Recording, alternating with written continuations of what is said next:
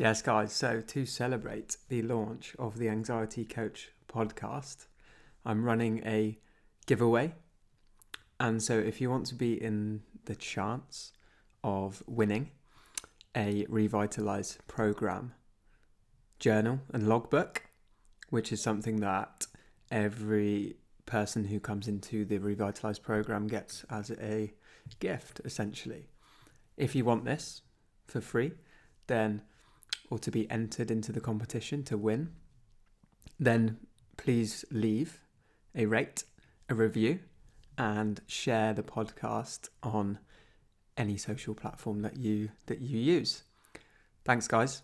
Much love, and I hope you enjoy the podcast. I just wanted to welcome you all, and I hope that some of you who need to hear what I have to say on this podcast helps you, resonates with you, up and, coming over the next few episodes, the next few months, the next few years, because I plan on, continuing to be putting out good quality content for you guys as a way to help you overcome any chronic anxiety struggles you have. So I'll be talking about my story, I'll be talking about stories from some clients, I'll be talking about some tools, some techniques and tips and things to help you conquer anxiety so you can live an empowered life, essentially. And so on this episode number 1 today, I thought it would be good to be able to connect with you guys a little bit deeper, those of you listening. So I thought I'd go through a brief overview of my story with experiencing anxiety throughout my life and up until and to the point where I am today. And that's not to say I am completely free of anxiety, because I'm human. And if you're human, you will experience anxiety, and that's okay. However, it's the relationship to the feeling of anxiety which creates the anxiety disorder, or the chronic anxiety, or the anxiety which essentially stops you from being your true self and stops you from living the life you want. Okay, so I'll dig in to my story, and I hope that it resonates with some of you guys, and feel free to listen and share any experiences that you have had, or if this resonates with you, then I'd love to know. So thanks, guys. I'll get into it. So, anxiety. I have struggled with anxiety from a very young age. Mainly social anxiety when I was younger, in my childhood years, in my adolescent years, which actually I wasn't really aware of what that was. I wasn't aware of what anxiety was. I just thought maybe there was something wrong with me, or maybe it was normal the way I was feeling, and that life in that sense of having social anxiety was something that we just had to put up with and struggle with and hope that one day it would go away. Essentially, that's what I did, and I really struggled with it in school. I struggled, but managed to, I guess, push it away or hide it to a certain extent, because I was fairly good academically. I was pretty good at sport, and so I'd kind of cover up those insecurities and those anxieties by being good at sport. So people kind of knew me for being the sporty kid. But inside, I really, really struggled.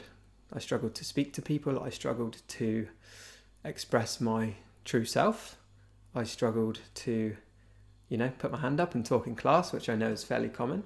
But I'd blush, I'd get really, really red talking to anyone of authority, anyone of the opposite sex who I fancied a little bit. So yeah, a lot of girls and things like that, I really, really struggled. And I thought it would just go away. I thought, I'll grow out of this, I'll just leave it, avoid it. And then one day I'll be fine. I'll be able to, be confident in those situations. Little did I know at the time that was just pure avoidance. And as I've learnt, what we resist or what we avoid, it persists. It doesn't go away. We just push it down and push it down. Imagine you've got a beach ball and you're in the sea or you're in a pool and you're pushing it down and you're holding it and you're holding it. As soon as you let go, it's gonna come flying up out of the pool. It's going to be a bit of a mess. And I'll talk to you a little bit about that when I get to it later on down the line. But yeah, so those are my school years, and actually through that suppression and through that avoidance, I started drinking from a fairly early age. And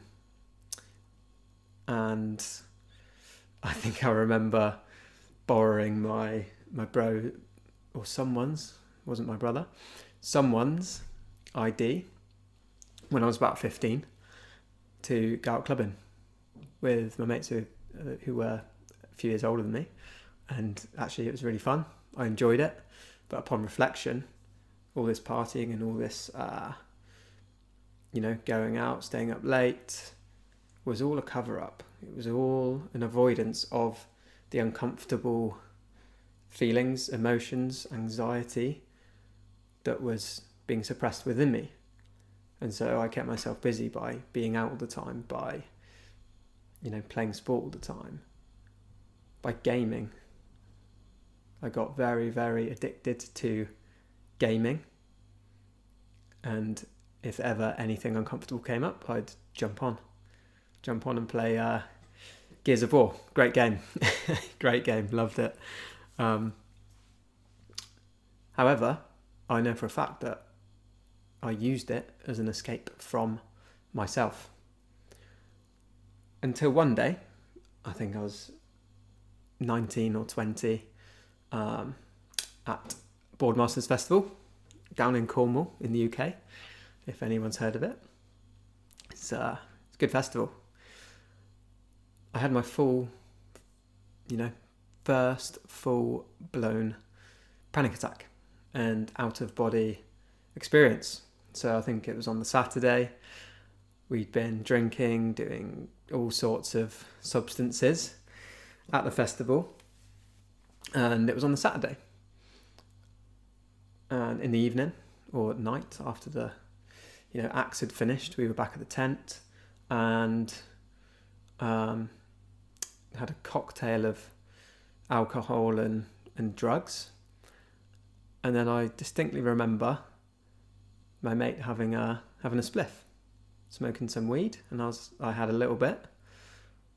And then all of a sudden, actually it wasn't all of a sudden, it kind of built slowly within my body. And it just felt like this burning sensation, this real burning sensation. Started at my toes, started making its way up my legs, up to my torso, arms, up to my face, and it was there for hours, what felt like hours, and it wouldn't go away. So I tried to then just go and sleep it off. So I was there lying down, trying to sleep it off, completely on my own because everyone was asleep. So I was absolutely shitting myself, thinking I was dying. And I then started not being able to breathe, which is, as you know, if you've ever had a panic attack, that can be a very, very difficult thing, is, that feeling of not being able to get air in, not being able to breathe. And as soon as that happens, and then you kind of feel as though you can't take that breath in, you then start to, panic a little bit more, because you feel like you can't breathe, you feel like you're going to die, you feel like you're going to pass out and never wake up again. And essentially that was the cycle that I kept going through. And then I actually took myself to the medical tent.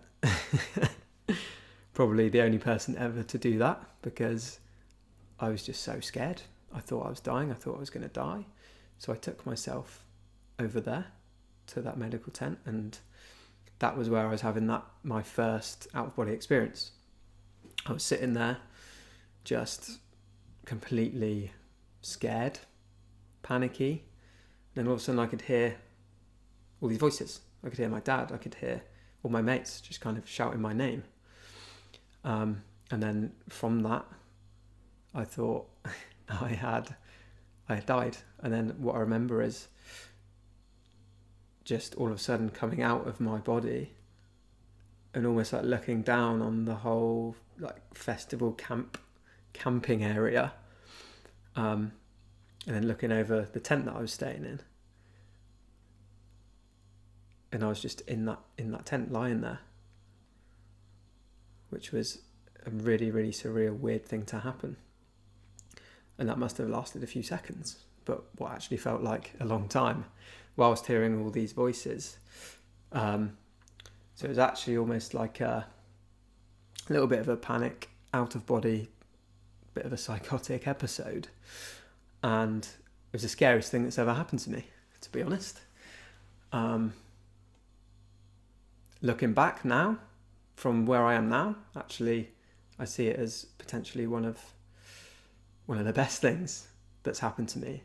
And I know in the moment, if you are struggling or suffering with anxiety, that's the weirdest thing you'd ever think of hearing.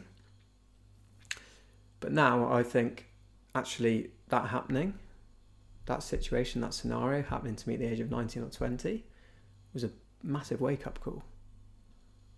Huge wake-up call.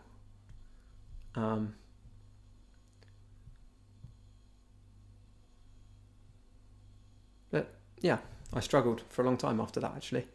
That episode kind of threw me into a spiral of chronic health anxiety, depersonalization. So I'd look in the mirror and not even recognize the person looking back. Just completely lost my sense of self, my identity, didn't know who I was, didn't know where I was going in life, didn't really know what was going on, and a sense of derealization, which is where nothing seems quite real. It's hard to explain.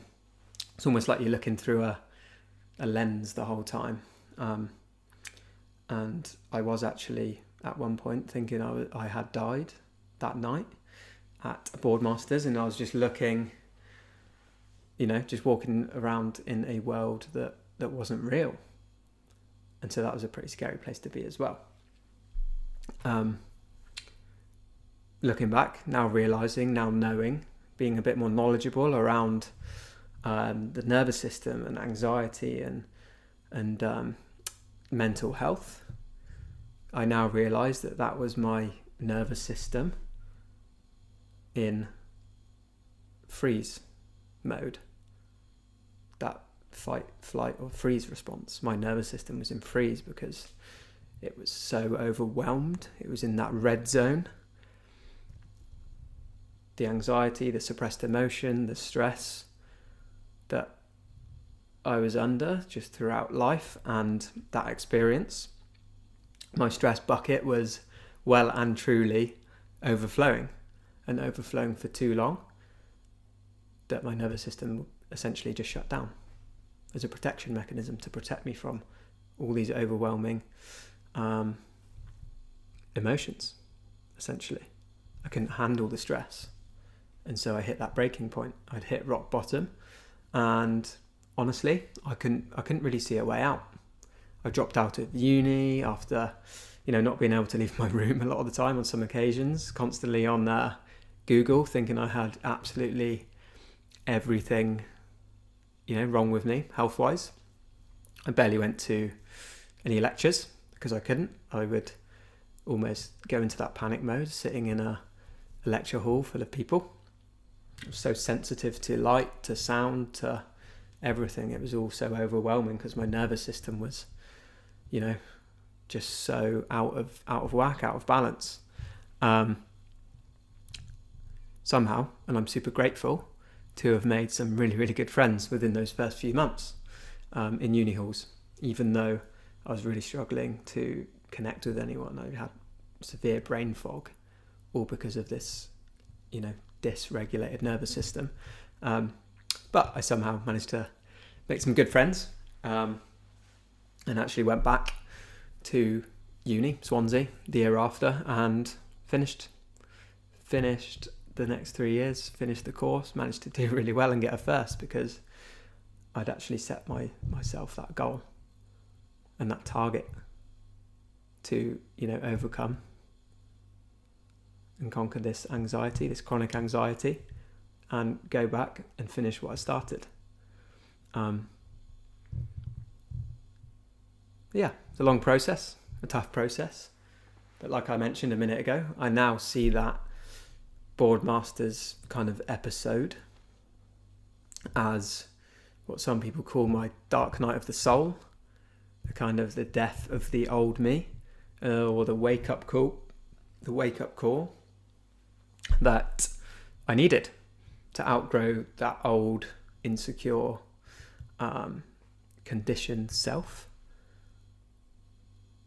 And that's why I'm here today, essentially. That's why I'm here doing this podcast, telling you my story. And I'm going to tell you in a minute how I kind of got myself from that place, from that really dark place where I didn't see a way out. And actually, I did think about ending my life a few times because I was really struggling. And that was the only way out that I saw. And so I kind of gave myself that ultimatum. I'm going to give it a fucking good crack and get out. So I finally managed to open up. I opened up to my dad actually first because he asked, he knew something was up. He was the person who really helped me out with uni and dropping out and deferring that year because I was so anxious I couldn't even speak to the people that I needed to speak to get that sorted out. I tried CBT through the NHS, and to be honest, that didn't really work for me for a few reasons. One, because I didn't do the work, to be honest. Two, I wasn't ready to do the work. Two, because they didn't really get to the root cause. They didn't really dig a little deeper into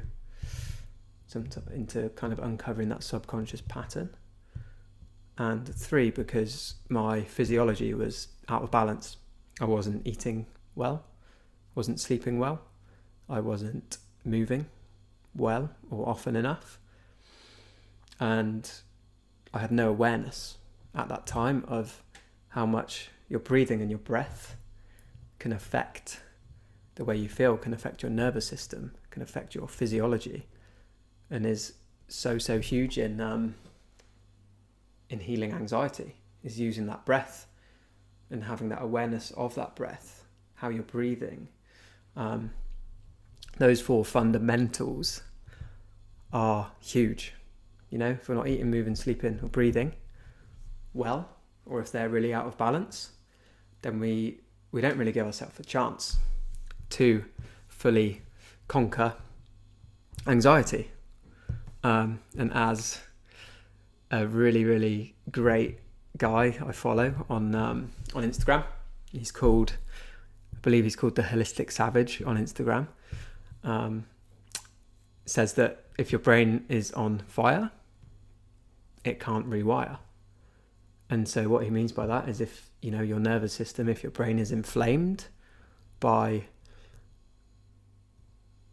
your physiology being out of balance, so eating, moving, breathing, sleeping, if those are out of balance, then you can do all the CBT, all the reframing, all the cognitive work. But it'll be very, very hard to change because your physiology is out of balance. And so that was a really good wake-up call for me to make a few changes there, to get out in nature a bit more, to start moving again, start playing rugby again. And then actually also doing some soft skills like meditation, like journaling.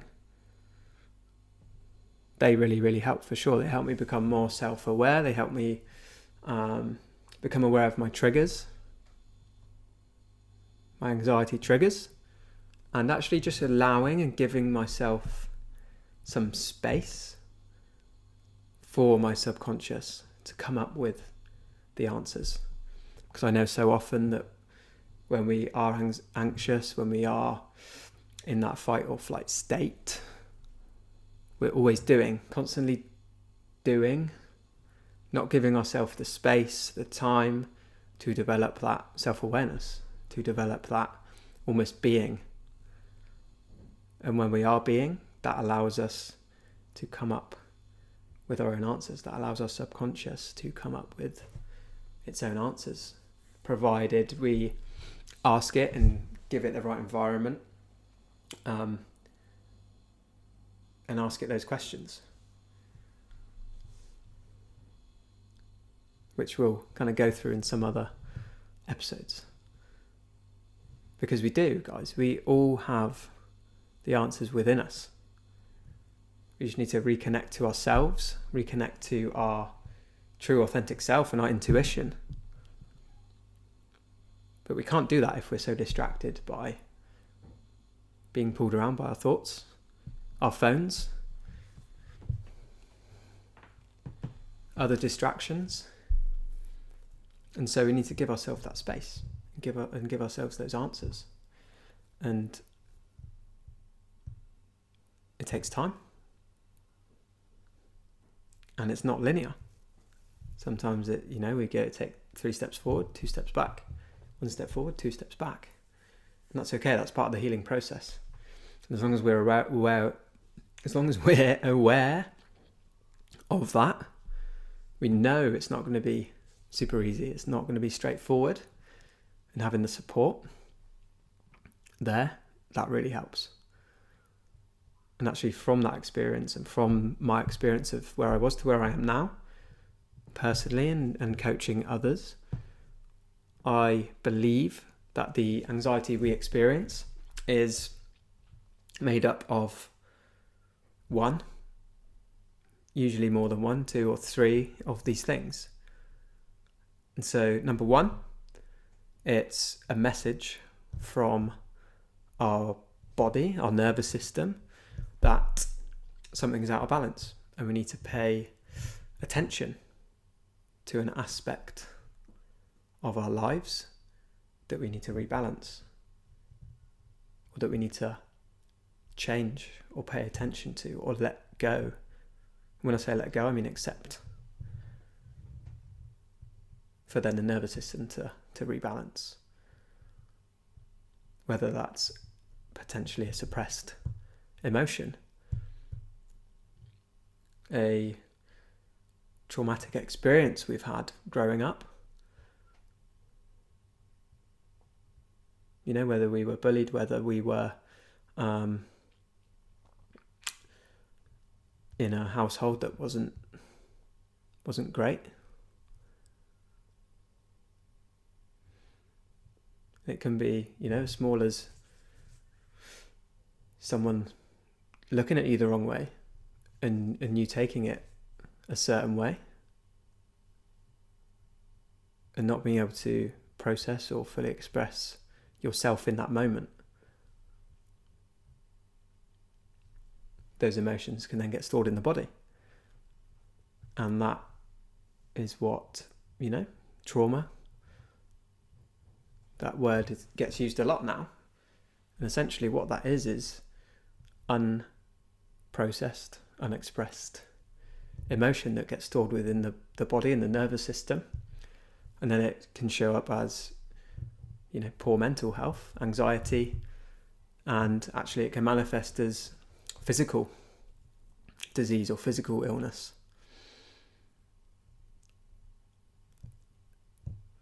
And actually the second thing where anxiety comes up is by doing something meaningful, or by having something meaningful coming up in our lives.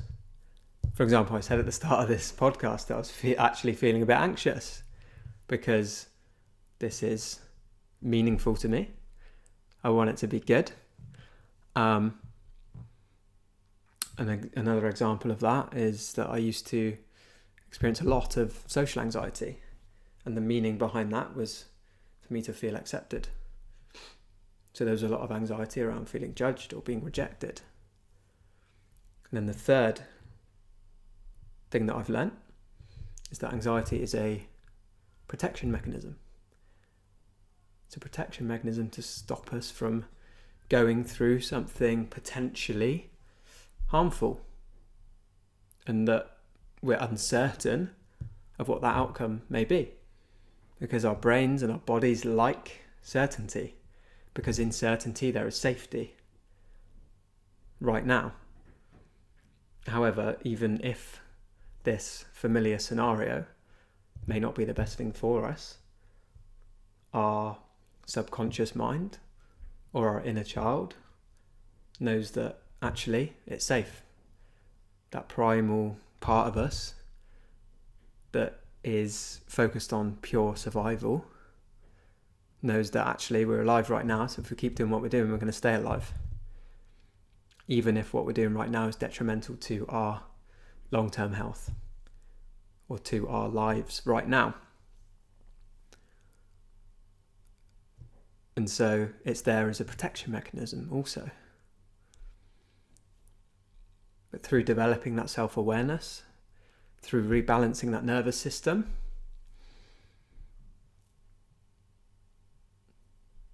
and that's what I did through working on those fundamentals, the breath work, the movement, the nutrition, the sleep, getting a good routine set. My nervous system is in a lot more balance. And I measure that with this ring I've got, an Aura ring. It's great. And so I measure that, something called my HRV, heart rate variability, which we'll talk about soon.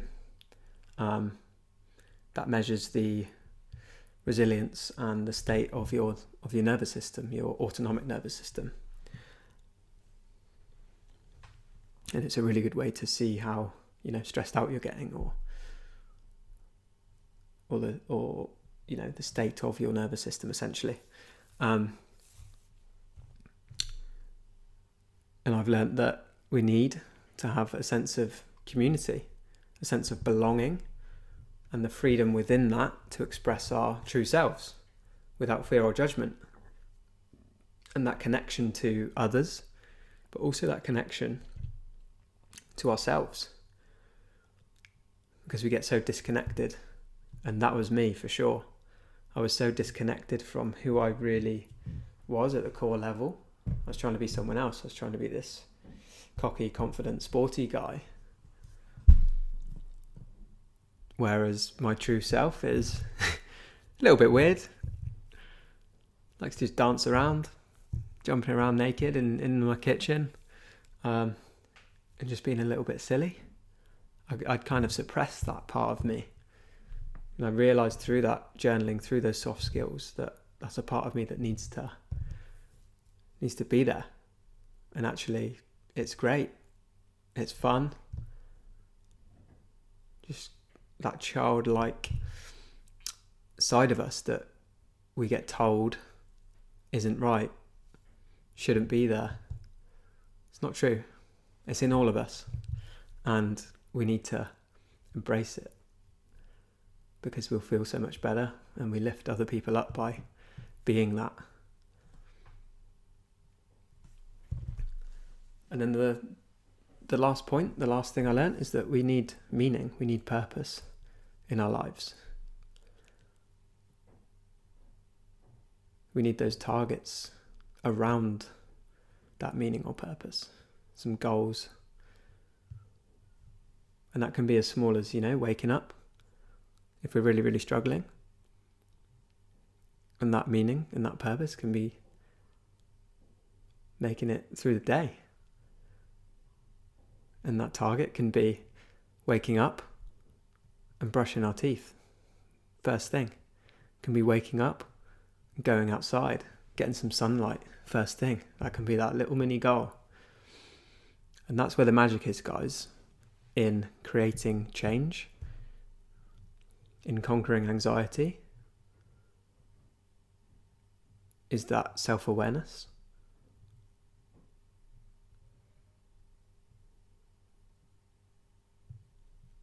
Being able to express and be your true self, be authentic, create that sense of identity, who you want to be, because so often we identify ourselves as the anxious person, and that becomes our belief then. And when we believe that to our core, that's what we'll keep attracting subconsciously. We need to develop that self-awareness to realise that is where a lot of us get stuck, is in those beliefs and that identity that we have for ourselves. We need to get those fundamentals in place to get our nervous system into a balanced state, and then give ourselves that space for those answers of the things that we need to do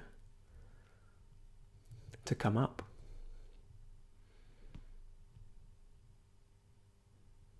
And one really, really important part is not trying to go alone, is reaching out. Friends, family, therapist, coach, someone to support you through that process, because it's not an easy one. It's an uncomfortable journey, because you have to do new things. You have to go into that uncertainty where that anxiety arises. You have to lean into that for your subconscious, for that inner child to realise, this is safe. I am okay. And so, guys, I hope you've enjoyed that kind of episode. I chatted for a while. It's good fun. Love you all, you legends. And let me know your thoughts. Let me know your experience. And I look forward to seeing you guys in the next episode. Legends. Much love. Thank you for listening, guys. I mean, from the bottom of my heart, I really, really appreciate it. And I would love it if this resonated with you, and you know of anyone that would really, really benefit from hearing this. If you could leave a positive rate and review, and also share on your platforms, or share with anyone who you think this may benefit.